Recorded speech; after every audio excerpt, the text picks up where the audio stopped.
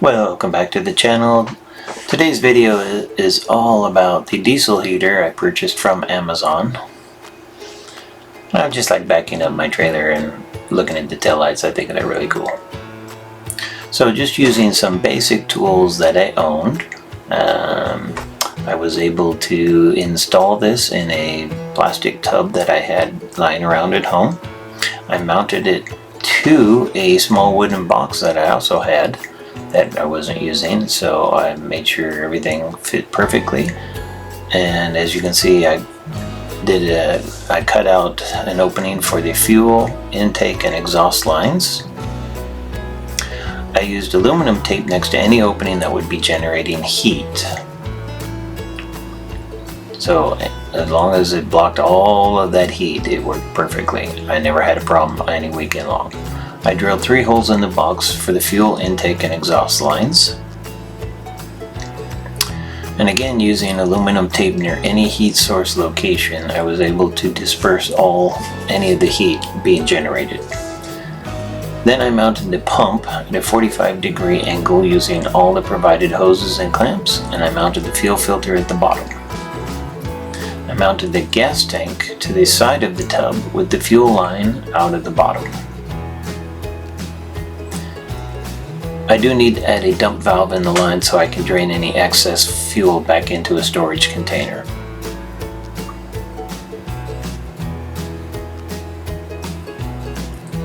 Here I'm connecting the fuel line to the heater underneath.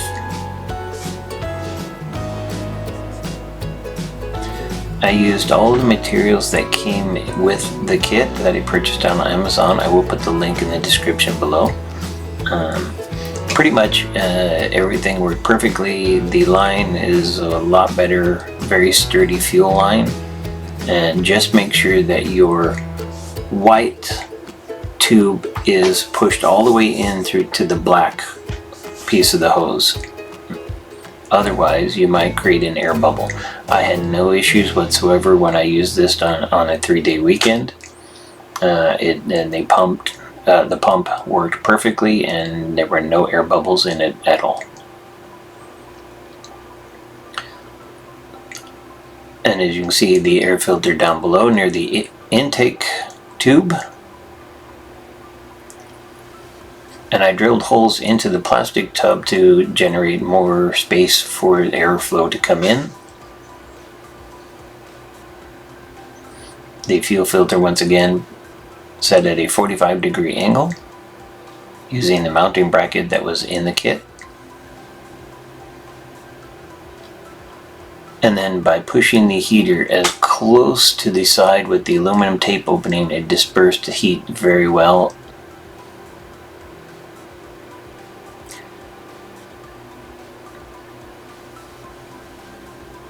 And everything was mounted all in one box.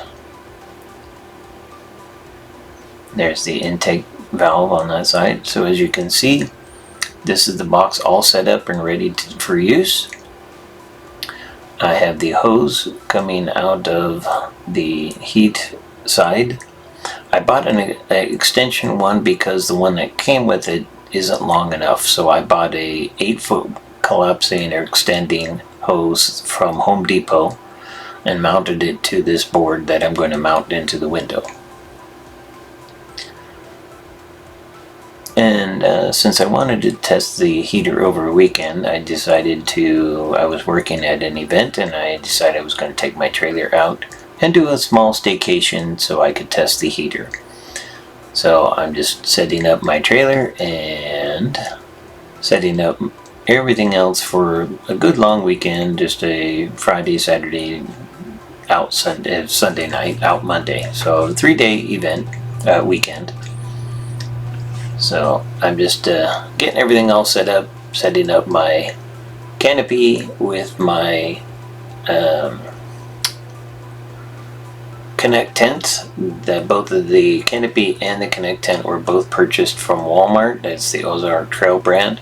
It's been very good so far. It's worked perfectly. I've never had any issues with this whatsoever.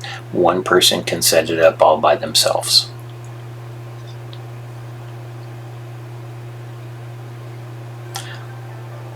The reason I didn't want to do a the reason I did set up the heater so it was outside the trailer is I did not want to drill any new holes or anything into the trailer that I'd have to reseal and do all that kind of stuff. So it was easier just to mount this using a board right there at the window, as you see. And that was the controller module that sets your temperature and all of that. And as you can see, I have it running through down to the heater. Now normally I would put the lid on so to protect it from the rain, but this is how I ran it over the long weekend, 3-day weekend, hooked up to a 1000 watt Jackery, and it started at 100%, and by the time I was done over a 3-day weekend, I was down to 49%, but I was also using the Jackery to charge my phone and my iPad and run the heater as well. FYI, that heater pipe gets really hot, so be aware of that when you're doing your own DIY setup. Using the aluminum tape helps block any heat from melting the box or the wood inside. So that is my diesel heater DIY setup, phase 1 or part 1, or first round anyway. I will do another one coming soon, later next year or this year. Thanks for watching. As always, be sure to like and subscribe.